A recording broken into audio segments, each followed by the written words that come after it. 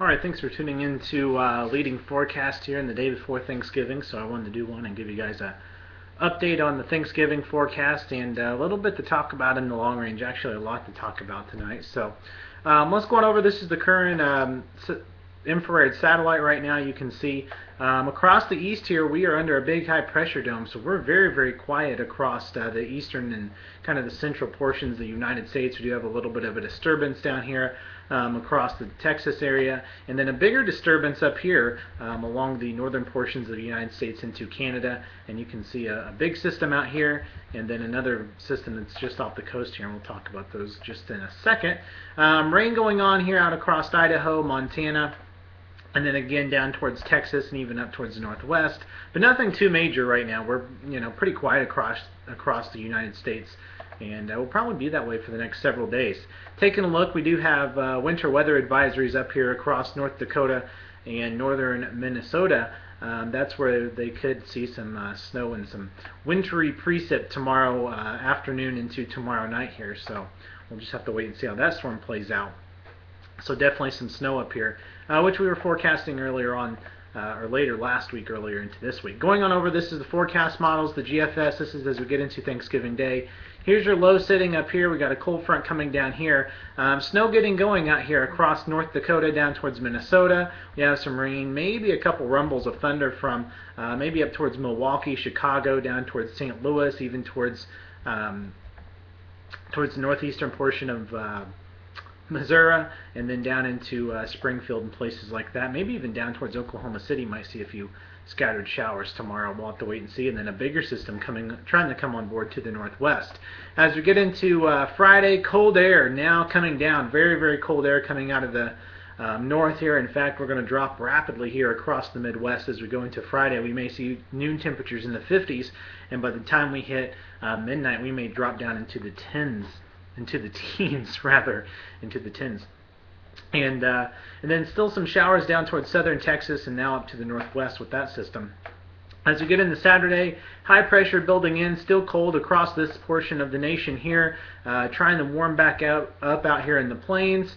Then we go to a zonal flow as we get into Sunday, and here comes a system kind of starting to come out of the northwest into the north here it's going to cause some snow out across Montana. Low pressure center now sitting down across the Texas Panhandle. As we get into Monday, here comes that wave of low pressure systems starting to spread showers and maybe some thunderstorms out across the south up towards Indiana and Ohio. And as we get into Tuesday, here's your low, starts to right up here, cold air coming down, getting pulled down and back of it, snow changing over from Illinois to Indiana. And then as we get into Wednesday, here's a storm trying to come off the east coast here. We probably end up with two lows here, but it looks like for the majority of it, at least with this model run, that this stays off the coast and ends up spiraling up out here. But I tell you what, that's what I wanted to talk about tonight, was that storm right there. This is a wider perspective here. This is as we get into next Wednesday, the 29th.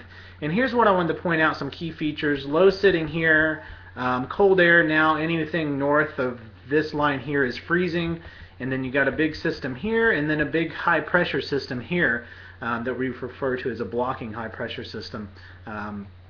This is the 12Z GFS, and then there's a big high up here as well, reinforcing the cold air. This is the 12Z Euro, brings this storm out to sea here by Wednesday. This is the GFS. You can see plays it a little closer to the coastline with almost developing two lows. There's that big blocking high. Here's the big cold Arctic high, and there's your cold air coming in for this storm. But here is the latest GFS, and if you know me, you know I can't stand the 18Z or 6Z runs because they're what we refer to as cold runs. They use old data. But this thing, I think, really has this storm down a lot better than these things do. And I shouldn't say the storm in general. There's your big low. But this blocking high out here, this Greenland high that is sitting out here, I don't think these models are really comprehending how strong and where this high is going to be. I think it's going to block our system from going out here. I think this high ridge will build in here and keep the system moving up somewhere across the east coast or somewhere up across the east, and we'll show you that here. This is the Canadian model, and you can see this big blocking high sitting up here across eastern Canada, and what that would do is actually bring this low more up through the northern plains, up through Wisconsin, Iowa, and bring a pretty big snowstorm out here across the northern plains from Minnesota even into the Dakotas, and maybe even down into Iowa, getting in on some major snow if this were to happen.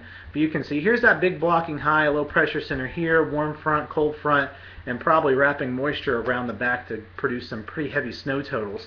And the reason I'm saying this is we look at two things here kind of for a pattern. The AO, which is the Arctic Oscillation, which has to do with cold air up north, and then the NAO, which has to do with the blocking high we were talking about out east, and we'll zoom in on these a little bit. Here's the AO, and anytime this goes negative, anytime it goes below this line here, that means that cold air is going to start to push south.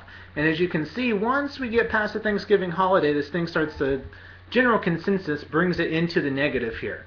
So that means the cold air is going to push south out of Canada, and so we're going to see a colder pattern start to take over once we get past Thanksgiving, more towards December 1st. This is the NAO, which has to do with that high pressure system and that blocking off the East Coast. And again, here's the negative line. Once that goes negative, that blocking comes in and it blocks any low pressures from pushing out into the Atlantic Ocean and makes them run up the eastern seaboard because of that big high pressure ridge, because they can't go through it because it's so strong. And you can see right around that same time we go cold, there is a very strong consensus that we're going to go negative, big time negative, right around December 1st.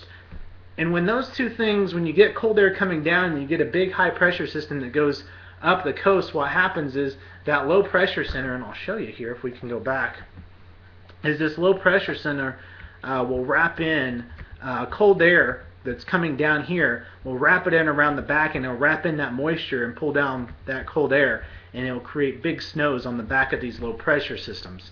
And so with a positive or a negative NAO and a negative AO, that makes me think probably next week, probably between say maybe the 26th, 27th, probably next Wednesday or so through early December, we may be looking at a very active storm track and potentially a pretty significant storm somewhere.